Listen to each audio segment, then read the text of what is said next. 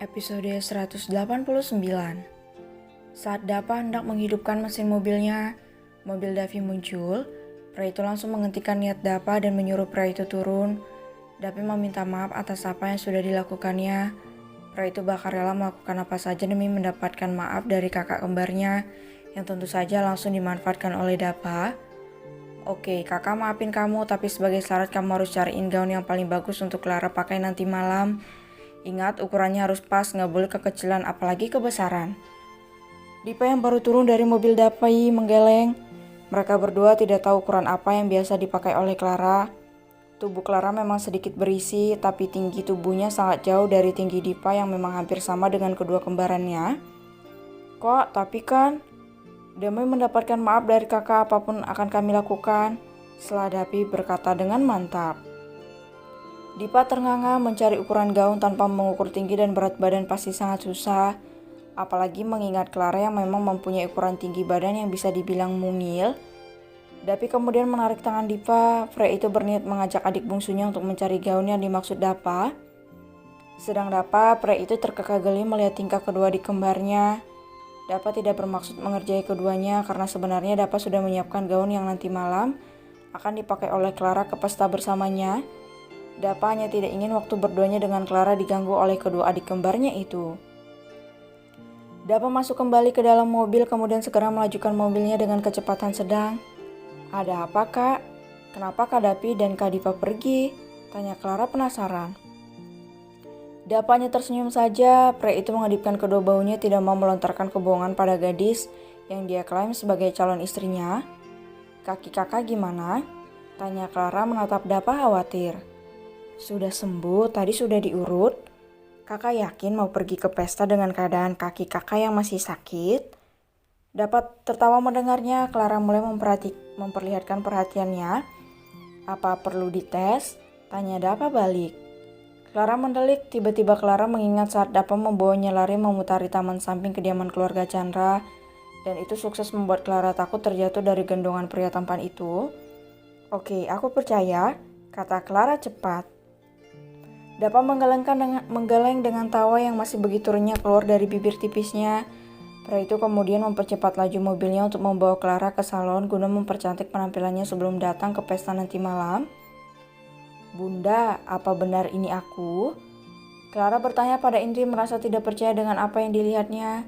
Gadis di depannya tampak sangat cantik dengan balutan gaun warna peach lembut yang begitu pas melekat di tubuh ramping dan mungilnya.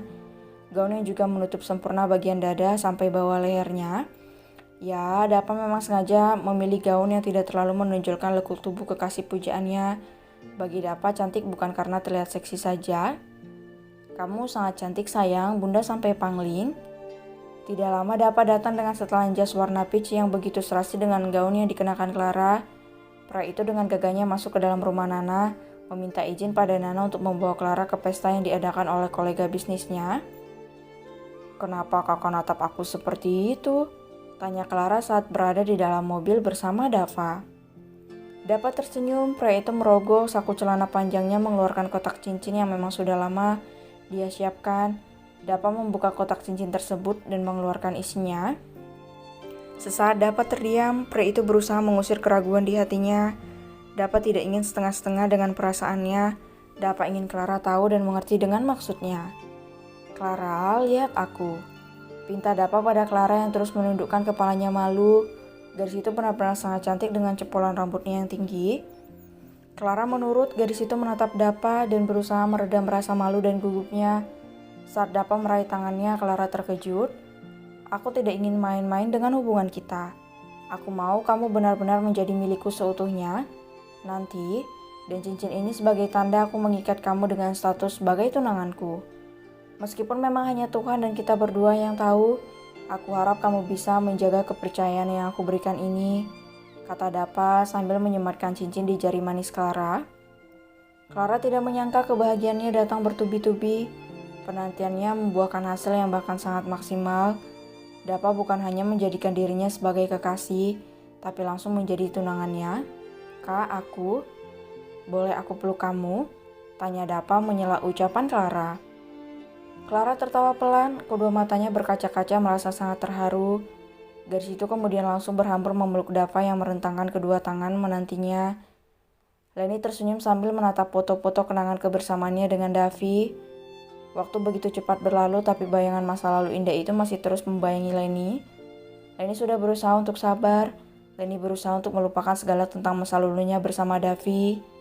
Sekarang, gadis yang begitu piawai dalam bidang musik itu sedang mengumpulkan semua barang-barang yang selalu mengingatkannya pada Davi. Leni berniat membakarnya agar bisa dengan mudah melangkah ke depan tanpa harus lagi mengingat masa lalunya bersama pria penyabar itu. "Boleh ibu masuk?" Suara Ariana membuat Leni menoleh. Gadis yang masih mengenakan piyama tidurnya itu tersenyum kemudian menganggukkan kepala mengiyakan.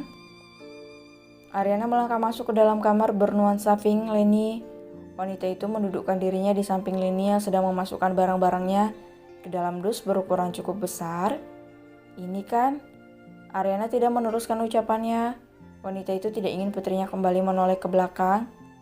"Aku mau bakar semua ini, Bu," kata Leni memberitahu. Ariana hanya diam saja. Melupakan seseorang yang sudah berhasil menguasai hati memang sangat sulit. Ariana pernah mengalaminya bahkan hampir gila karena itu. "Aku tidak mau dibayangi terus oleh masa lalu. Aku ingin melangkah ke depan buat meraih impian yang selama ini juga ayah titipkan padaku." Ariana hanya bisa tersenyum tipis. David memang guru pertama Leni dalam bermain musik. "Apapun itu asal yang terbaik buat kamu, ayah dan ibu pasti mendukung," kata Ariana. Leni tertawa mendengarnya. Terlahir sebagai anak yatim piatu tidak membuat Leni kehilangan sedikit pun kasih sayang. David dan Ariana melimpahkan segala cinta dan kasih sayang padanya. "Hari ini bukannya kamu ada jadwal manggung?" tanya Ariana kemudian. "Ya, Bu. Arlan bakal jemput nanti sore jam 15.00. "Wip?" Ariana mengangguk. Arlan adalah sosok pria yang memang sedang dekat dengan putrinya. Pria yang menurut Ariana baik untuk putrinya. "Biar ibu bantu bereskan." "Makasih, Bu." "Sama-sama, sayang." Ariana membelai lembut pipi Leni kemudian segera membantu Leni memasukkan semua barang kenangan Leni dan Davi. Setelah semuanya masuk ke dalam dus berukuran besar itu, Leni segera membawanya ke belakang dan membakarnya. Leni berharap dengan hilangnya semua barang kenangannya bersama Davi, itu akan membuatnya semakin ringan melangkah menggapai semua mimpi-mimpinya.